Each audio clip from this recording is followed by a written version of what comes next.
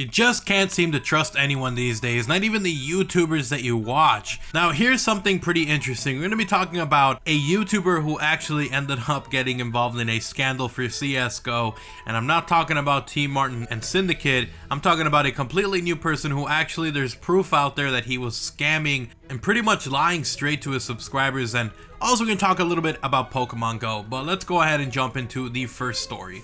If you guys want to see the link to the actual article, I will link it down below, but it says, following the events in the past weeks where YouTube personalities have been implicated in CSGO gambling scams, another one has come to light overnight.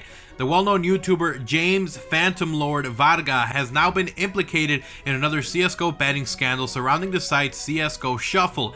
Documents released to esports commentator RetrOG highlight conversations between Varga and a web developer called Joris, in which Varga discusses the legalities of running the site, payments between Varga and Joris, rigged gambling on the site, and shares of profit. So the big one here, rigged gambling. Like for me, honestly, if you're someone who works with sponsors, like for instance, right now, recently, I ended up getting sponsored by Cash for Apps, which you guys can check out, link down below. Hey, sponsor plug for the win. But you know, if you're going to be working with them, obviously you need to disclose that you're working with them, that it's not just something you're doing. I mean, if you're just playing it honestly and you're not sponsored, fine, upload the videos. But if you're someone who is clearly sponsored by a company, or if a video is sponsored, you know, FTC rules, you know, you got to be really careful with that, because you can get sued. And whenever I do sponsorships, or whenever I get sponsored, I always leave the link to the sponsor in the description. If it's a sponsored video, I always say, hey, this video is sponsored. So if you mention you're sponsored with me, honestly, totally cool, doesn't matter. If you're going to be doing it, fine, because I mean, if you're especially someone who's trying to do YouTube full time, then obviously it helps you out. Who am I to judge for you trying to achieve a dream or something like that? But when it involves actually rigging,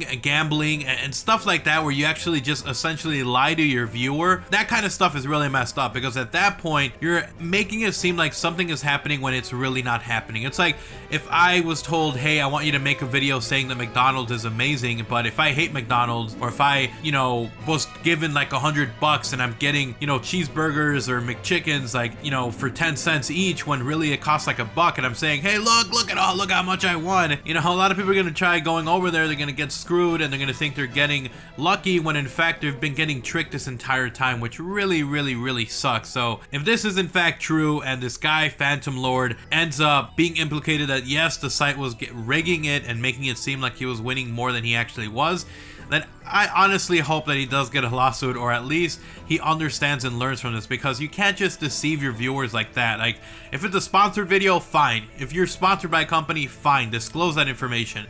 But if you're going to be rigging videos to make it look like something good is happening, and you're tricking people to go over there and spend their hard-earned money on stuff that they honestly don't even have a good chance at winning, then you're kind of a scumbag. That's just my opinion. Now, the next story, guys, is actually going to be regarding Pokemon Go. It has had a pretty rough launch, obviously. They've been having server issues, they've been getting issues with the actual glitches in-game where you're having issue tracking Pokemon, and another one that I've recently been finding out myself is one where you're trying to catch a Pokemon and it just randomly crashes. Luckily, 2 out of the 3 times that it crashed as I was catching a Pokemon, I got to keep the Pokemon, but the other time, I wasn't able to. So hopefully, they're fixing all this stuff.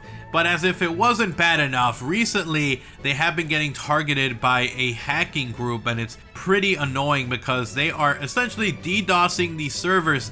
That's right, the already unstable, laggy servers that Pokemon Go has, which I'm not really complaining that much because it's so much fun to play Pokemon Go that I will deal with the issues here and there. And obviously, so many people are playing the game. It's understandable, but when you already are having issues like that, it kind of sucks when someone who is just out there looking to get attention ends up just DDoSing the hell out of the servers of a game that a lot of people are trying to enjoy, and it really sucks. So hopefully Niantic uses some of the money that they've been making, which is quite a bit of money, to, you know, kind of invest back into the servers, into better security, into DDoS protection, and adding new features. Who knows what's going to come in the future. But anyways, thank you guys so much for watching the video. Wanted to do a little bit of a different one, kind of podcast style. I know it's a little bit short, but still, it's not really a podcast, but I wanted to talk about some news that's been happening around the community, and also talk about Pokemon Go, because you guys know that I love Pokemon Go. I've been posting so much about it and Nintendo. I had someone comment saying you should be called Nintendo G, and I just laughed because I really have been covering